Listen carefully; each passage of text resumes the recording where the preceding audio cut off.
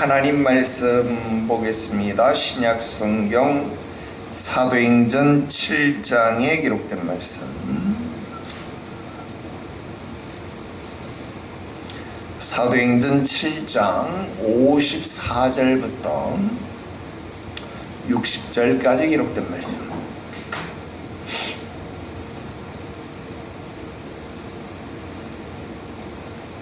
사도행전 7장 54절부터 60절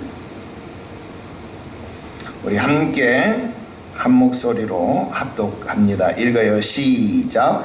그들이 이 말을 듣고 마음에 찔려 그를 향하여 이를 갈거늘 스데반이 성령 충만하여 하늘을 우러러 주목하여 하나님의 영광과 및 예수께서 하나님 우편에 서신 것을 보고 말하되 보라, 하늘이 열리고 인자가 하나님 우편에 서신 것을 보노라 한데 그들이 큰 소리를 지르며 귀를 막고 일제히 그에게 달려들어 성 밖으로 내치고 돌로 칠세 증인들이 옷을 벗어 사울이라 하는 청년의 발 앞에 두니라.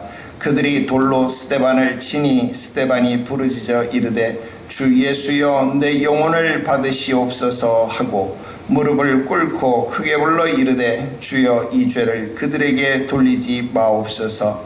이 말을 하고 자니라. 아멘. 할렐루야. 오늘 계속해서 철로역정 강독 해설 56번째 시간이 되겠습니다. 오늘은 계속해서 지난 시간에 이어서 허영의 시장 세 번째 말씀, 여러분 챕터 31장에 기록된 내용 그 뒷부분을 이어서 하도록 하겠습니다. 먼저 우리 교재 뒷부분 먼저 읽고 성실씨의 이야기부터 우리 읽고 중요한 내용 체크해 나가도록 하겠습니다. 우리 한번 같이 읽겠습니다. 읽어요. 시작. 저 자신을 변호하는 몇 마디 말을 해도 되겠습니까? 어이 이 악당아, 너는 더 살 가치가 없는 놈이다. 이 자리에서 당장 죽여야 마땅하지만 모든 사람이 너에 대한 우리의 온유함을 볼 수 있도록 내가 말하는 것을 들어주겠다. 더러운 악당아, 말해보아라. 첫째로 질투씨가 말한 것에 답변하겠습니다. 나는 규칙, 법, 관습 또는 사람이 하나님 말씀에 대해 맞지 않는 것은 바로 기독교에 반대된다는 것 이외에 어떤 말도 하지 않았습니다. 만약 내가 잘못 말했다면 내가 잘못되었다는 것을 확신시키십시오. 그러면 나는 당신들 앞에서 내 말을 철회할 준비가 되어 있습니다. 둘째로 미신씨가 나에게 대해서 고소한 것에 대해 이 말만은 하겠습니다. 하나님을 예배하는 것에는 믿음의 요구가 됩니다. 그러나 하나님의 뜻이 신적인 계시가 없이는 믿음이 있을 수 없습니다. 따라서 신적인 계시에 맞지 않는 그 어떤 것을 예배에 끼워 넣는 것은 단지 인간의 믿음에 불과하며 영생에 어떤 유익도 없는 믿음입니다. 셋째로 아첨꾼 씨가 말한 것에 대해 내가 드릴 말씀은 내가 비방하고 헐뜯었다는 것에 대해서는 언급을 그만두고 이 도성의 왕과 그의 신하들과 모든 무리는 이 고장과 도시에 있는 것보다 지옥에 있는 것이 더 어울릴 것입니다. 주여 저에게 긍휼을 베풀어 주시옵소서. 그러자 재판장은 배심원들을 불렀다. 배심원들은 옆에 서서 듣고 바라보고 있었다. 배심원 여러분, 여러분도 알다시피 이자는 우리 도시를 온통 시끄럽게 만들었습니다. 또한 여러분은 덕망 있는 신사분들이 이자에 대해서 증언하는 것을 들었습니다. 또한 여러분은 이자의 대답과 고백을 들었습니다. 이자를 목매달 것인가 살려둘 것인가는 여러분의 마음에 달려 있습니다. 그러나 나는 우리나라 법을 여러분에게 설명하는 것이 옳다고 생각합니다. 우리 왕의 신하인 바로왕 시대에 법령이 있었습니다. 우리를 대적하는 종교가 확산되거나 너무 강해지는 것을 막기 위해서 그들의 남자 아이들을 강에 던지라는 법령이 있었습니다. 우리 왕의 또 다른 신하인 느부갓네살 왕 시대에 법령이 있었는데 자신의 금신상에 절하거나 예배하는 것을 싫어하는 모든 자를 뜨거운 용광로에 쳐놓도록 규정했습니다. 또한 다리오 왕 시대에도 법령이 있었는데 어떤 기간에 다리오 외에 어떤 신을 부르는 자는 사자굴에 던져 넣도록 규정한 것입니다. 지금 이 반역자는 모든 법령을 생각으로 위반했을 뿐 아니라 이것도 참을 수 없는데 말과 행동으로도 위반했습니다. 따라서 이 자를 결코 용서해서는 안 됩니다. 바로가 법령을 만든 이유는 아직 범죄가 분명하지 않지만 결국 범죄가 발생할 것을 가정하고 불행을 막기 위한 것이었습니다. 느부갓네살 왕과 다리오 왕의 법령에 비추어 보더라도 여러분이 보시다시피 이 자는 우리의 종교를 문제 삼고 있으며 이 자가 고백한 것은 반역죄에 해당하기 때문입니다. 때문에 이 자에게 사형을 언도하는 것이 마땅합니다. 배심원들은 의견을 모으려고 법원에서 잠시 밖으로 나갔는데 그들의 이름은 다음과 같다. 맹인, 무가치, 악의, 정욕사랑, 느슨함, 무모, 교만, 증오, 거짓말쟁이, 잔인, 진리혐오, 무자비였다. 배심원은 모두 개인적으로 피고에 대해서 마음속으로 유죄 판결을 내렸기 때문에 곧 만장일치로 재판장 앞에서 피고가 유죄라고 판결하기로 결론 내렸다. 배심원 중에서 배심장인 맹인이 먼저 나와서 말했다. 나는 이 자가 이단자라는 것을 분명하게 알고 있습니다. 그때 무가치가 이런 놈은 세상에서 없애야 합니다 라고 말했고 악인은 나는 이 자를 찾아보기도 싫소 라고 말했다. 정욕사랑이 나도 이 자를 바라보는 것을 견딜 수 없소 라고 하자 느슨함도 나 역시 견딜 수 없어. 그 자는 항상 내 생활 방식을 정죄했기 때문이오 라고 말했다.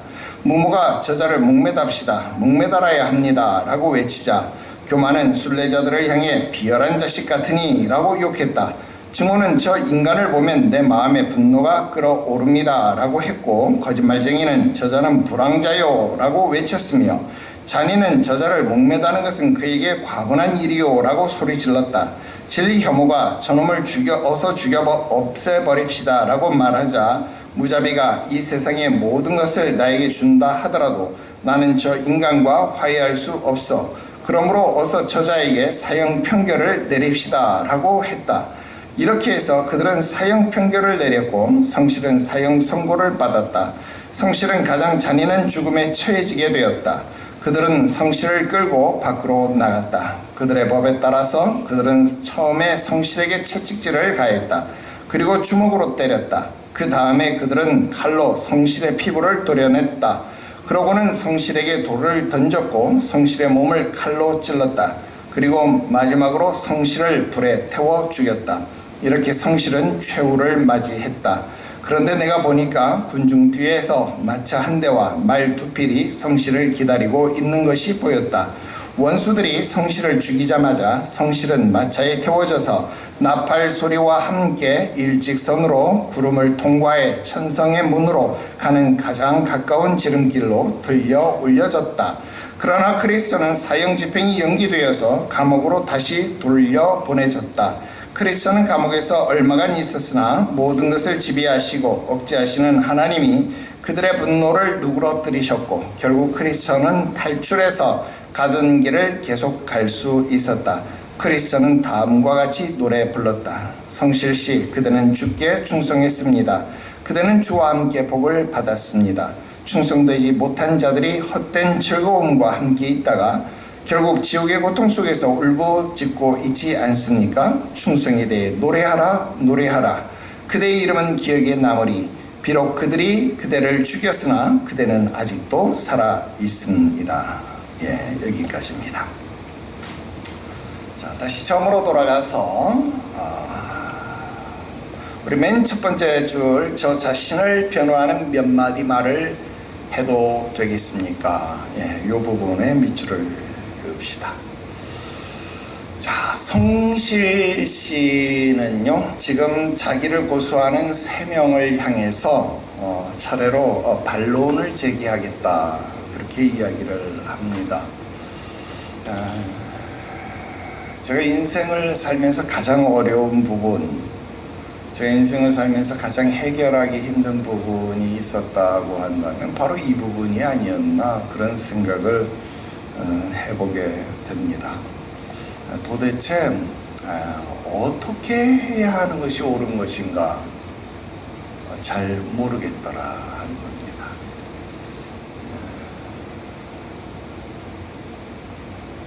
어려서 혈기가 왕성할 때는 한 한마디도 치지 않고 적극적으로 모든 일에 대항해서 싸워왔어요. 심지어는 부당한 공권력에도 대항해서 싸워본 적이 있습니다. 예를 들어서 함정 단속을 하는 이 교통경찰관하고도 싸워봤어요. 원래 법규 위반을 계도하는 것이 목적이지 단속하는 것이 목적이 아니지 않느냐. 근데 왜 당신은 단속하기 위해서 이곳에 숨어서 단속을 하느냐. 이런 것 가지고도 싸움을 해봤다 이 말이에요. 그런데 인생을 살면서요 느끼는 바가 있더라는 느끼는 바가 점점 나이가 들면 들수록 젊었을 때는 그런 부당함에 그런 또는 불의함과 싸우는 것이 맞다고 생각을 했어요.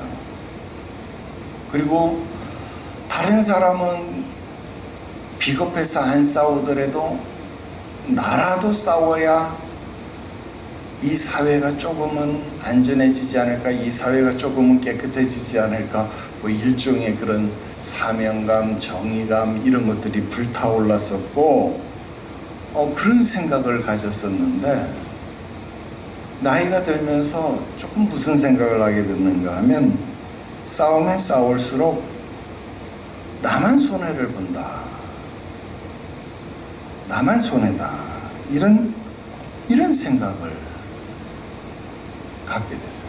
이게 생각이 아니고 경험을 통해서 깨달아지는 결과라고 할까요? 여러분, 교통경찰하고 싸워서요 절대 유익 없습니다. 절대 유익이 없어요. 교통경찰하고는 무조건 잘못했다 그래야 좋은 거더라. 비굴해지는 게 좋은 거다. 이렇게 가르쳐야 이게 과연 옳은 것이냐. 여전히 이 의문은 남아 있어요.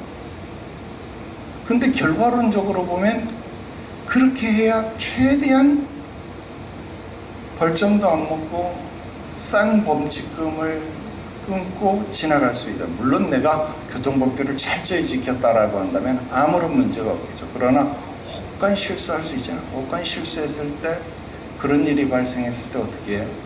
무조건 낮은 자세를 취하는 것이 가장 좋은 방법이더라. 성경에도 위에 있는 권세에게 순복하라 그랬잖아요. 그게 옳은 것인가? 과연 이게 옳은 것인가? 그런 생각. 여러분, 대기업 회장님들 우리 뉴스 같은 데 보면 막 삼성그룹 이재용 회장 이런 사람, SK 최태원 회장 이런 사람, 그런 사람들이 혹간 무슨 일이 있어서 검찰에 불려가서 조사를 받을 때 이렇게 막 낮은 자세를 취하잖아요. 여러분, 그 사람들이 비굴할 일이 있어서 아니면 엄청나게 무슨 잘못이 있어가지고 여러분 그래서 그 사람들이 낮은 모습을 취하느냐? 절대 그렇지 않아요. 우리나라 최고의 변호그룹이라고 하는 김앤장 변호사들 동원해가지고 여러분 얼마든지 법정 다툼 할 수 있는 분들이죠. 근데 왜 그렇게 낮은 모습, 우리가 흔히 말하는 비굴한 모습을 보이느냐? 여러분, 그래야 회사의 유익이 되니까 그래요. 그래야 자기 재산을 지킬 수 있으니까 그래요. 거기 괜히 매스컴이 공개되는 데서 센 척 해봤자 그러면 공권력이요 절대로 낮은 형량 또는 낮은 벌금을 때려줄 수가 없어요. 반성하는 모습을 비춰야, 불쌍한 모습을 비춰야 그렇게 해줄 수 있어요. 그러니 힘 있는 사람들이 힘 있는 자랑을 안 하더라고요. 이런 모습들을 보는 것이다 라는 거예요. 이런 싸우면 안 된다 하는 거예요. 그럼 이게 과연 어떤 것이 옳은 것이냐 하는 거예요. 이런 문제들이 인생을 살면서 경험되어지는 부분들이 있더라 하는 거예요. 여러분, 예수님께서 마지막 때에 빌라도 총독 앞에 잡혀갔습니다. 심판을 받습니다. 신문을 받습니다. 조목조목 대답한 사건이 있었는가 하면 한마디도 하시지 않은 사건이 있었습니다. 질문이 있었습니다. 말해야 할 것은 말씀하셨고 말하지 않으셔야 할 것 말씀하지 않으셨다라는 것입니다. 여러분, 우리가 인생 살면서 내가 포기할 수 있는 것, 내가 버릴 수 있는 것 버릴 수 있어야 합니다. 그러나 절대로 양보하지 말고 절대로 포기하지 말아야 할 것이 있다라고 한다면 그것은 바로 교회를 지키는 일, 그리고 진리를 수호하는 일에 목숨을 걸어야 한다 하는 겁니다. 여러분, 신사참배를 강요받았을 때 한국 교회는요 둘로 나뉘었습니다. 이것을 국민의례로 받아들이는 교회, 그리고 이것을 우상숭배로 받아들이는 교회, 이렇게 나뉘었다 이 말이에요. 대부분의 교회는 이것을 국민의례로 받아들였어요. 그러나 신앙이 강직한 교회와 성도들은 이것을 우상숭배로 받아들였습니다. 절대로 용납하지 않았습니다. 그 정도는 아니었습니다만 코로나 기간 동안 한국 교회는 너무도 쉽게 예배라는 것을 포기해버렸다라는 겁니다. 물론 이 일을 계기로 너무나도 작은 교회들까지 온라인 예배 시스템을 갖추는 그런 계기가 되었다라는 것, 그것은 굉장한 강점이 되었고, 또 공산권 교회, 또 복음이 닿지 못하는 지역까지 복음이 증거되어질 수 있는 굉장히 획기적인 사건이 되었다라는 것은 또 다른 평가가 될 수 있습니다. 그러나 예배의 수고를 무너뜨렸다라고 하는 것은 두고두고 후과가 되어서 오늘 우리를 괴롭히는 가시가 되고 있다 하는 겁니다. 목회를 하면서도 처음에는 적당히 가르치는 것, 그게 목회를 잘하는 일이라고 생각을 했습니다. 사람들이 좋아하는 일을 하고 으쌰으쌰하는 그런 분위기를 유지하는 것, 그것이 부흥이라는 그런 생각을 했습니다. 그런데 그런 부흥은요, 한 번의 바람, 한 번의 파도에도 그냥 휩쓸려 버린다라는 겁니다. 코로나 시절에 사람들이 해외여행을 못 가니까요, 사람들이 우르르 국내 골프장에 다 모였대요. 그러니까 골프비가 막 올라갔대요. 그러다가 그게 너무 비싸니까 사람들이 야, 이제 좀 싼 데로 가자. 테니스가 막 붐을 일으키고, 테니스도 또 막 비싸지니까 그 다음 사람들이 야, 이제 러닝을 하자 해서 이제 막 러닝 크루라는 말이 생길 정도로 사람들이 막 러닝에 열광을 했는데요. 근데 이제 러닝도 문제가 생기기 시작하니까 사람들이 이제 주춤하고 있다, 그런 추세를 가지고 있다. 지금 그런 상황이에요. 여러분, 사도행전 1장 8절에 오직 성령이 너희에게 임하시면 너희가 권능을 받고 예루살렘 온 유대 사마리아와 땅끝까지 이르러서 내 증인이 되리라 그랬습니다. 여러분, 이 증인이라고 하는 말 헬라어로 마르티스라는 말입니다. 마르티스라고 하는 말은 법정에 불려나온 증인, 이런 뜻입니다. 법정에 나와 있는 증인, 그러니까 선서를 한 증인이다 이 말. 위증죄가 적용될 수 있는 증인, 이런 뜻입니다. 그렇기 때문에 증인은요, 위증을 할 수 없는 거예요. 거짓을 말할 수 없는 거예요. 자신이 경험, 자신의 기억, 자신이 듣고 보고 알고 있는 것을 말하지 않을 수 없는 것이다라는, 무엇을 각오하고서 위증의 벌을 각오하고서, 그것이 설령 죽음이라 할지라도. 그래서 여러분, 이 영어에서 이 순교자를 뜻하는 이 말터라고 하는 말, 그 말이 바로 이 마르티스에서 온 말이다 하는 거예요. 그래서 증인은 순교를 각오하고 자기의 기억을 회상해내는 사람, 그런 사람이 바로 증인이다 하는 거예요. 그래서 지금 성실 씨는 어떤 입장인 거예요? 자기의 안전을 위해서 그냥 입을 다무는 것이 아니라 지금 자기를 위해서 입을 다무는 것이 아니라 내가 변호하겠다는 거예요.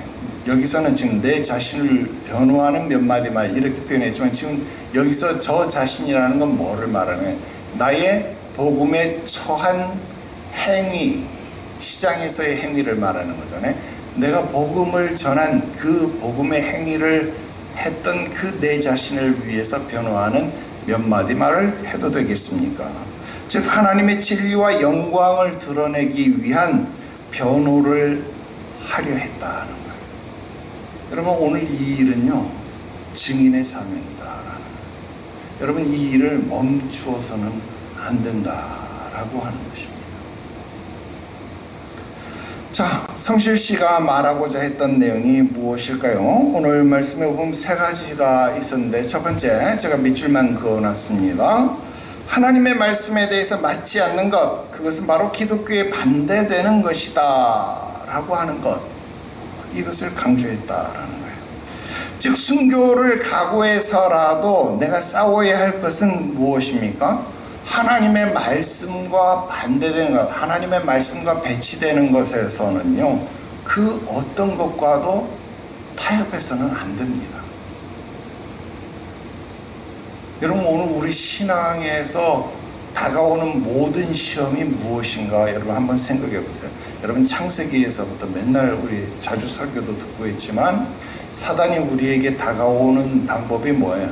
하나님의 말씀을 교묘히 변질시킨다라는 거예요. 너 이거 진짜 먹지 말라 그랬어? 이거 다 먹지 말라 그랬어? 이런 식으로 사단은 우리들에게 교묘하게 하나님의 말씀을 조금씩 바꿔간다라는 겁니다. 그래서 하나님을 의심하게 만들고 하나님에 대한 사랑을 식어지게 만들고 하나님에 대한 관심을 흐트러 놓는다라고 하는 것입니다. 그래서 오늘 이러한 하나님의 말씀과 배치되게 되는 그 어떤 시도도 여러분들은 용납해서는 안 된다라고 하는 이 사실 여러분들은 꼭 기억하시기를 바랍니다. 여러분 특히 10계명, 10계명 구약의 것이니까 지킬 필요가 없다. 그럼 신약의 것은 왜 지킵니까? 여러분 신약은 옛날 것 아닙니까? 구약의 것은 옛날 거고 신약 것은 옛날 게 아닌 거예요? 그 기준이 도대체 뭐예요? 그렇게 얘기할 수 없는 거죠. 여러분 하나님의 말씀을 피하는 그 어떤 시도도 여러분들은 용납해서 안 된다라고 하는 이 사실을 꼭 기억하시기를 바랍니다. 그다음 두 번째, 하나님을 예배하는 것에는 믿음이 요구된다. 여러분 하나님을 예배하는 것에는 믿음이 요구된다. 그 이외에 어떤 것도 반대해야 한다는 겁니다. 여러분 예배에는요 그 어떤 다른 요소도 첨가되어서는 안 된다. 또 바꿔서 이야기를 하면 어떤 말이 될까요? 예배는 최고의 가치라고 하는 것, 여러분 이것이 흔들려서는 안 됩니다. 물론 여기서 지금 말하고자 하는 것은 로마 카톨릭을 빗대서 하는 말이 되겠죠. 그래서 뭐 성상숭배라든지 뭐 의식에 대한 이야기들, 여러 가지 성례, 성사들에 대한 이야기들을 하는 것이겠지만 여러분 우리 개신교 내에서도 이러한 것들을 더 우리가 연결해서 생각해 볼 필요가 있겠죠. 여러분 예배는 그 어떤 것과도 바꿀 수 없는 최고의 가치다라고 하는 겁니다. 그래서 여러분 우리 교회는 예배를 최고의 가치로 치는 거죠. 여러분 예배는 그 어떤 이유로도 피할 수 없고 예배는 그 어떤 이유로도 대체할 수 없어요. 여러분 예배를 강조하지 않는 신앙은요 정말로 잘못된 신앙입니다. 여러분 예배에 실패하면 다 실패하는 거예요. 그러나 예배에 성공하면요 다 성공한다라고 바꿔서 말할 수 있습니다. 하나님 앞에 예배만 잘 드리면 성공하는 거예요. 그 성공의 기준이 뭐예요? 돈벼락 맞는 거예요? 건강해지는 거예요? 물론 그것도 하나님이 여러분들에게 더하실 수 있겠지만, 여러분 그런 것을 떠나서 하나님을 예배하는 자를 하나님이 강건하게 하시죠. 당연히 하나님을 예배하는 자에 하나님이 여호와의 산에서 예배드렸다. 하나님 앞에 예배 드리려고 하는데 아버지 양은 어디 있습니까? 불도 있고 나무도 있는데 양이 어디 있습니까? 야, 하나님의 산에서 다 예배되었어. 하나님 앞에 예배만 잘 드리면요, 하나님께서 양도 예배해 주시는, 물질도 예배해 주신다니, 그 예배만 잘 드리면 됩니다. 예배는 최고의 가치, 그 어떤 것과도 바꿀 수 없는 최고의 가치입니다. 그 다음 세 번째, 여러분 세 번째, 내가 거기에는 내가 비방하고 핥뜯었다는 것에 대해서는 언급을 그만두고 거기에다 밑줄을 그었는데, 이거 다른 말로 바꿔볼게요. 여러분 거기에다 밑줄을 이렇게 돼지꼬리표 해가지고 한번 써보십시오. 성경에 기록되어진 내용으로 우리 그리스도인들은 예는 예라고 말하고 아니오는 아니오라고 말해야 됩니다. 비방하고 헐뜯었다고 뭐 지금 이 아청꾼이 이야기를 했잖아요. 뭐 여기 있는 신사분들에 대해서 욕하는 것을 내가 들었습니다. 여러분 그리스도인은요, 예는 예, 아니오는 아니오, 이렇게 말하는 사람이어야 합니다. 다른 말을 하는 사람이 아니다라는 거예요. 늘상 여러분들이 강조했던 말이잖아요. 하나님과 자신은 절대로 속일 수 없어요. 모든 것에서, 뭐 예배에 대해서든 물질에 대해서든 뭐 사람과의 관계에 있어서든, 여러분 어떤 것에 있어서든 하나님과 자신을 속일 수 없습니다. 그러므로 예는 예, 아니오는 아니오. 여러분 입에, 말에 책임을 질 수 있는 사람이 되어야 한다 하는 것. 여러분 지금 이것을 성실씨는 변론하고 있다는 거예요. 여러분 성실씨라는 사람의 이름과 대비해서 한번 생각을 해보시기를 바랍니다. 여러분 성실씨는요, 하나님의 말씀을 지키는 일에 성실했다라는 거예요. 시편 119편에 기록되어진 것처럼 하나님의 말씀을 가까이 하는 건, 하나님의 말씀을 삶속에 주야로 묵상하는 것, 그 일에 성실했다 하는 겁니다. 하나님을 예배하는 일에 성실했다 그것입니다. 자기의 입술에 파수꾼을 세우는 것, 자기의 입술을 지키는 일에 성실했다 그 말입니다. 여러분 이 일에 자신이 있었기 때문에 나는 내가 행한 일들에 대해서 변론할 수 있습니다 라고 말할 수 있었다. 여러분 신앙의 행위에 대해서 하나님 앞에, 사람 앞에 떳떳하게 변론할 수 있는 여러분들이 되어지기를 주 예수의 이름으로 축원합니다. 우리 다음 부분 넘어갈게요. 재판장은 배심원들을 불렀다 그랬습니다. 자, 뭐 여기서 여러분들에게 무슨 법학개론, 법학 강의를 해야 할 시간은 아닙니다만은 일단 배심제가 뭐냐 하는 것에 대해서 여러분 성격을 좀 알아야 되지요. 우리나라에서도 보면 국민참여재판 뭐 이런 제도가 없지 않아 있습니다. 그래서 일부를 변형해서 시행을 하고는 있습니다만은 원래 우리나라는 배심제가 없습니다. 원래 이 배심제에 반대되는 말은 관심제입니다. 그러니까 재판관이 심리해서 판단한다. 그러니까 재판관이 심리해서 판단하는 제도를 관심제 그렇게 말하고요. 배심제라고 하는 말은 배심원이 심리를 해서 판결을 내려서 그것을 심리와 재판에 반영한다 하는 제도를 배심제 그렇게 이야기를 하는 거예요. 우리나라는 원래 관심제 제도의 나라입니다. 그런데 이 배심제를 선택한 나라는 대표적인 나라가 미국입니다. 미국. 근데 이 미국은 아주 좀 특수한 경우기는 하죠. 미국은 이 권력을 믿지 않아요. 권력을 믿지 않아요.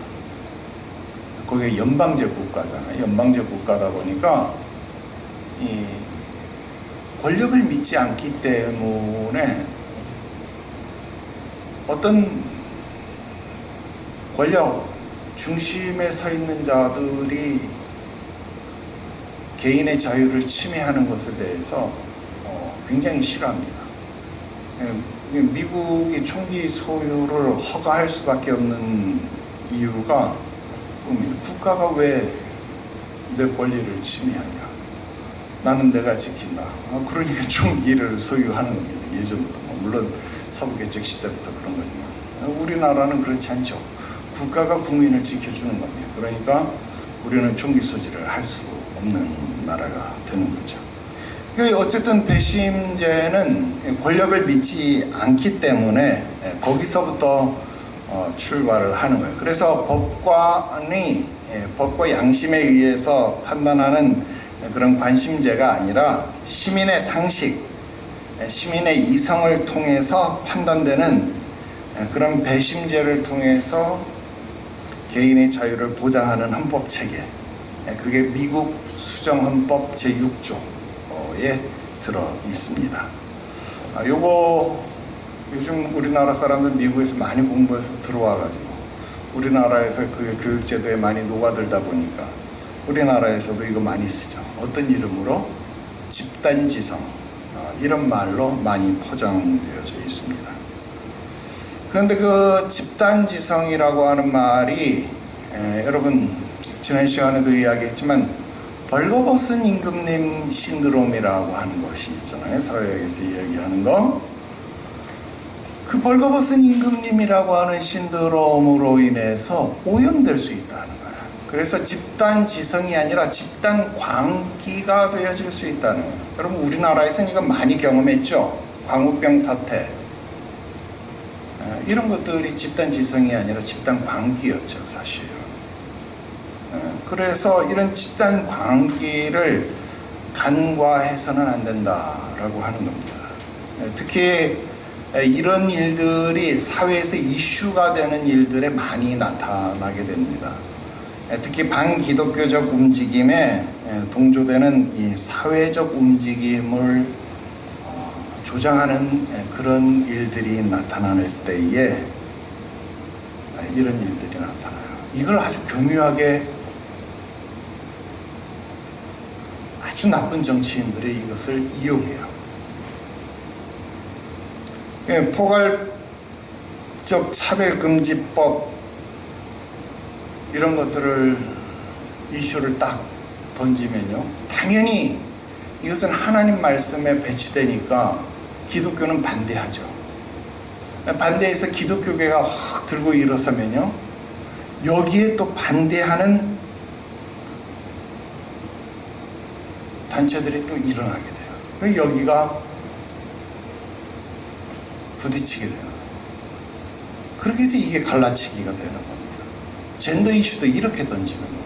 이렇게 해서 사회를 양극화를 만들어내는 거예요. 그러면 기독교는 다시 이런 부분들을 어떻게 보는 거예요? 또 공산 세력이다 뭐다 막 이렇게 말. 그럼 저쪽은 또 이쪽을 극우 세력이다 뭐다 막 이렇게 이야기해. 이런 악순환이 되풀이된다라고 하는 겁니다. 근데 여러분 이런 게 지금 존 버년이 이 철로육정을 쓰던 때가 1700년대잖아요. 정확하게 하면 1678년도에 이게 나왔으니까 여러분 그때나 지금이나 세상이 똑같다라는 거예요. 근데 더 해보면 스데반이, 오늘 성경도 읽었지만 스데반이 순교할 때나 또 존 버년이 그때나 지금 우리 때나 시대가 똑같다라는 거예요. 재판장이 배심원들을 불렀다는 거예요. 자기는 뒤로 빠지고 책임지지 않고 배심원들이 이 일을 하게 만들었다 이 말입니다. 자, 배심원들 이름을 볼게요. 다음 맹인, 무슨 말일까요? 분별을 못한다 그 말 아닙니까? 무가치, 가치 있는 거를 추구하는 게 아니잖아요. 지금 우리 사회에서 일어나고 있는 모든 젠더들, 이 이슈들을 보면. 그 다음 악이, 정말 나쁜 의도들을 가지고 말꼬투리를 잡아가지고 이런 일들을 하죠. 정욕사랑, 느슨함, 무모, 교만, 증오, 거짓말쟁이, 잔인, 진리, 혐오, 무자비. 여러분, 이들이 지금 나타나고 있다는 거예요. 여러분, 지금 이들의 이름은 철로역정에서 나타나는 등장인물들처럼 그들의 캐릭터를 대변하는 거예요. 하나같이 기독교를 미워하는 자들, 즉 기독교와 반대되는 특징을 가진 인물들이 지금 배시몬의 역할을 하고 있다 하는 겁니다. 참고로 지금 이들 숫자를 세보세요. 12명입니다. 12명. 미국 배심제, 미국 배심원이 12명으로 구성이 됩니다. 우리나라 국민참여재판은 법원에서 5명에서 9명까지 국민참여재판을 할 수 있도록 심판원을 모아요. 그렇게 해서 관심제와 배심제의 중간 형태로 국민참여재판을 진행합니다. 그러니까 이 배심원들의 판결을 듣고 참고하고 존중은 해요. 그러나 그걸 꼭 따를 필요는 없어요. 근데 이 미국의 이런 배심제는 그 판결부터 아예 같이 그런 좀 차이가 있습니다. 뭐 그건 뭐 우리가 전문적인 법 지식을 갖는 시간이 아니니까 그건 뭐 공부할 필요는 없고 어쨌든 그런 내용이 든다 하는 것 정도 여러분들이 기억하고 넘어가면 되겠습니다. 자, 다음 넘어갈게요. 자, 그들은 사형 판결을 내렸고 성실은 사형 선고를 받았다. 성실은 가장 잔인한 죽음의 처해지게도 쭉 내려가서 성실은 최후를 맞이했다까지 내려봅시다. 자, 결국 성실은 사형 선고를 받고 많은 매를 맞았고 또 학대를, 그러니까 칼로 피부를 도려냈다, 또 불로 태워졌다, 화형을 당했다. 여러분, 이때는 뭐 우리가 잘 아는 것처럼 뭐 중세 때부터 시작해서 뭐 화형, 마녀사냥 뭐 이어진 그 화형식이 많이 진행됐죠. 존 버년이 이런 이 성실의 순교 장면을 자세히 묘사하는 이유는 무엇입니까? 자기도 이런 핍박과 고난을 실제로 지금 당해서 옥에 갇혀 있었지만 뿐만 아니라 이때 영국에서 또 유럽에서 많은 청교도들이 이런 핍박들을 당했다 이 말입니다. 그러니까 그런 내용들을 직접 보았기 때문에 이런 내용들을 작품에서 녹여내고 있다 하는 겁니다. 자, 그리고 성실은 순교했습니다. 자, 그 다음, 그런데 내가 보니까 군중 뒤에서 마차 한 대, 말 2필이 성실을 기다리고 있는 것이 보였다. 쭉 가장 가까운 지름길로 들려 올려졌다까지요. 자, 지금 이 내용은 존 버년이, 내가 보니까, 이건 지금 존 버년이 꿈에서 보는 거죠. 꿈에서 보는 거니까 이 내용을 인용해서 적은 겁니다. 자, 우리 오늘 성경에서 읽었던 내용, 순교자가 받을 예우죠. 하늘나라로 직행하고 있는 그런 묘사를 하고 있습니다. 그래서 스데반이 순교할 때도 하늘문이 열리고 하나님의 영광과 예수 그리스도께서 그 우편에 서심을 보고 잤다, 자니라, 그렇게 표현하고 있다. 그 다음 오늘 여기서는 그가 지름길로 하늘로 들려 올려졌다, 이렇게 표현하고 있다. 순교자의 받을 예우에 대해서 이야기하고 있다 하는 것 우리가 참고로 기억하시면 되겠습니다. 이 부분은 우리가 직접 당하는 부분이 아니고 우리가 경험한 부분이 아니니까 여기에 대한 주석은 우리가 생략을 하고요. 그 다음, 그러나 크리스천은 사형 집행이 연기되어서 쭉 내려가서 또 탈출해서 그 다음 노래를 불렀다. 끝부분까지입니다. 자, 여기를 보면 우리는 어떤 생각을 할 수 있겠습니까? 자, 성실 씨는 우리가 처음 이 대화 부분을 기억해 보면 크리스천이 성실 씨를 불러서 가서 저기 저 사람하고 가서 허풍쟁이하고 좀 가서 이야기를 하시오, 뭐 이렇게 이야기하다가 또 이렇게 돌아와서 또 이렇게 이야기하다가 뭐 그렇게 깨닫고 그 다음 이제 이 허영의 도시로 이렇게 쭉 들어왔는데 그렇게 들어온 이후에 보니까 성실은 잡혀서 순교를 하고 크리스천은 감옥에 갇혔고 그리고 탈출하고 또 가던 길을 계속 갔고, 물론 주인공이니까 안 죽을 수 있겠다 그런 생각은 하지만, 여러분 이러면 이거 좀 이거 하나님이 좀 너무 좀 차별 대우를 한 것 아니냐, 여러분 우리 그런 생각 할 수 있지 않을까요? 자, 그럼 우리는 이런 내용들을 어떻게 받아들여야 할까요?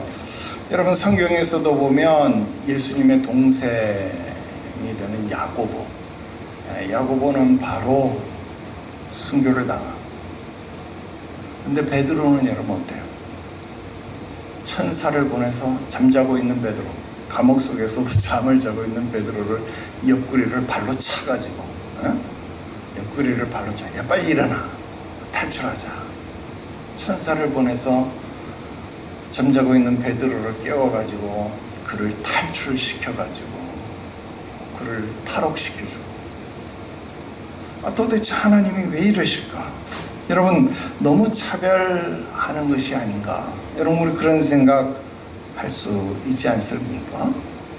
하나님이 누구는 좀 더 사랑하고 누구는 조금 덜 사랑하는 것이 아니냐, 여러분 우리 그런 생각할 수 있겠다는 거예요. 그러나 우리 교회 성도들 정도 되면 이제 수준 있는 답을 해야 되죠. 결코 그렇지 않다 하는 겁니다. 왜요? 이것은 모든 주권이 하나님께 있기 때문에 그렇더라 하는 겁니다. 왜? 하나님이 모든 것을 어떻게 왜 하시는지 우리는 감히 말할 수 없다 하는 것입니다. 분명한 것은 뭐예요? 하나님은 공의로우시고 또 가장 합당한 이유가 있고 그에 알맞는 사람, 가장 합력해서 선을 이루시는 방법으로 우리를 이끌어 가신다라는 사실을 우리는 의심해서는 안 된다라는 겁니다. 자, 그럼에도 불구하고 우리는 이 땅에 살면서 똑같이 예수 믿는데, 어떤 사람은 부자이면서 예수를 믿고, 어떤 사람은 정말로 찢어지게 가난하게 살면서 하나님을 믿고 있느냐, 그렇게 따질 수 있잖아요. 또 누구는 정말로 건강한 상태에서 하나님을 믿고 있고, 또 누구는 불치병으로, 욥처럼 불치병으로 고통을 당하면서 그런 환경 속에서 하나님을 믿고 있느냐, 그렇게 따져 물을 수 있겠다라고 하는 겁니다. 그런데 여러분 분명한 것이 있습니다. 무엇입니까? 이것만 기억하면 돼요. 하나님은요 나보다 나를 더 잘 아시는 분이시다. 여러분 하나님은 나보다 나를 더 잘 아시는 분이시다라는 거예요. 여러분 이게 정답입니다. 분명 내가 돈이 더 많다면, 혹은 내가 더 건강하다면 과연 내가 예수를 더 잘 믿을 수 있을까? 여러분 그렇게 한번 스스로 하나님을 속일 수 없고 내 자신을 속일 수 없으니까, 내가 건강하다면, 내가 돈이 많다면 나는 정말 하나님을 잘 믿을 수 있을까? 한번 그렇게 솔직하게 자신을 돌아보시기를 바랍니다. 나는 날마다 이 질문에 대답을 합니다. 내가 목사가 아니라면 나는 과연 예수를 잘 믿었을까? 내가 목사가 아니라면 내가 매일 아침마다 일어나서 하나님 앞에 기도하고 정말 정한 11조를 드리고 섬김의 삶을 잘 실천하면서 살아갈 수 있을까라고 질문을 해봅니다. 내 자신에게. 거기에 나는 예라고 대답할 수가 없습니다. 나는 분명 목사가 아니었다면 아니오였을 겁니다. 여러분 제 꿈이 뭔지 아시죠? 저는 파일럿이 됐을 겁니다. 전 세계를 여행하면서 아주 내 나름대로 멋있는 삶을 살고 있었을 겁니다.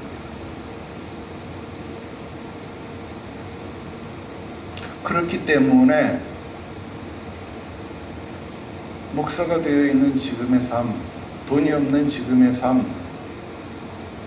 죽을 중병에 걸려서 그 가운데서 건지신 나의 삶이 하나님 앞에 더 큰 감사가 나옵니다. 하나님 그만큼 나를 사랑하셨어요? 그렇게까지 해서 하나님 나를 만나고 싶으셨어요? 그렇게까지 해서라도 하나님 내 기도를 듣고 싶으셨어요? 그렇게 해서라도 하나님 내 예배를 받고 싶으셨어요?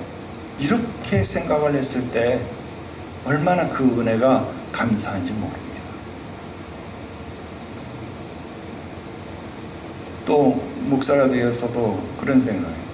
똑같은 목사인데 하나님 나를 어디 저기 사랑의 교회 그런 큰 교회 목사가 아니라 이렇게 아름다운 교회 목사로 만드신 이유가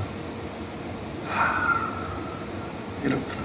그래서 매월 기도하지 않으면 정말 안 되는 걱정에 시달려야 하는 왜 그렇지 않으면 기도 안 할 테니까. 그래서 나를 너무도 잘 아시는 주님은 정말로 대단하시구나. 그렇게 찬송하지 않을 수 없다 이 말이에요. 아마 여러분들도 똑같은 답이 나올 거다. 여러분보다 여러분들을 더 잘 아시는 하나님을 찬송하시기를 주 예수의 이름으로 축원합니다. 자, 마지막입니다. 크리스천은 오늘도 찬송을 하고 있습니다. 제가 이 찬송 나올 때마다 항상 여러분들에게 이야기하잖아요. 오늘 찬송에도 봅니다. 여러분, 크리스천은 지금 친구가 죽었는데 찬송을 하고 있습니다. 여러분, 찬송은요 기쁠 때만 부르는 게 찬송이 아닙니다.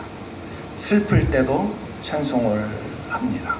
누군가를 기억하며 무엇인가를 다짐할 때도 부르는 것이 찬송입니다. 그래서 찬송은요 곡조가 달린 기도다, 그렇게 이야기를 합니다.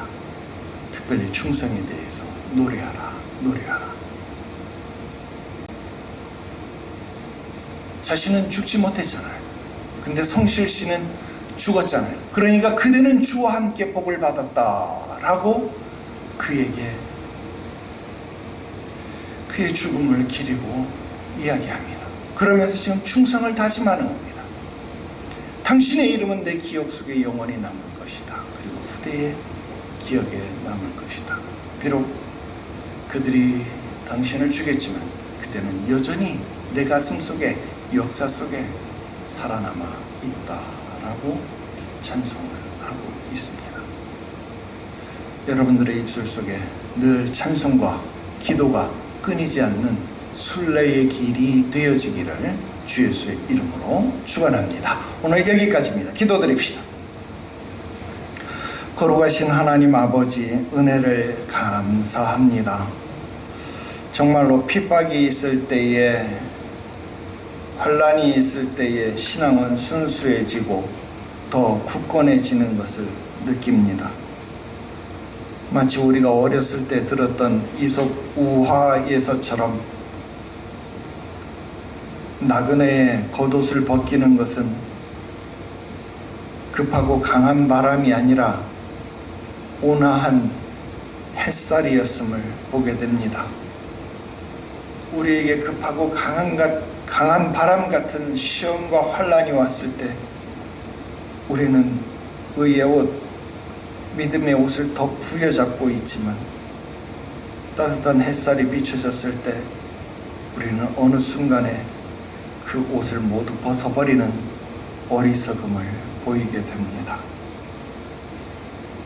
나보다 나를 더 잘 아시는 주님께서 오늘도 우리를 붙드시기에, 우리를 인도해 주시기에, 때로는 사망의 음침한 골짜기로 우리를 이끄실지라도 주의 지팡이, 주의 막대기가 항상 우리를 안위함을 보게 하여 주시옵소서. 어떤 환경 속에서도 원망하지 말게 하시고 불평하지 말게 하시옵소서. 오히려 찬송과 기도로 이 순례의 길을 증언하며 사명을 감당하게 하시옵소서. 거룩하신 구주 예수님의 이름으로 기도드리옵나이다. 아멘.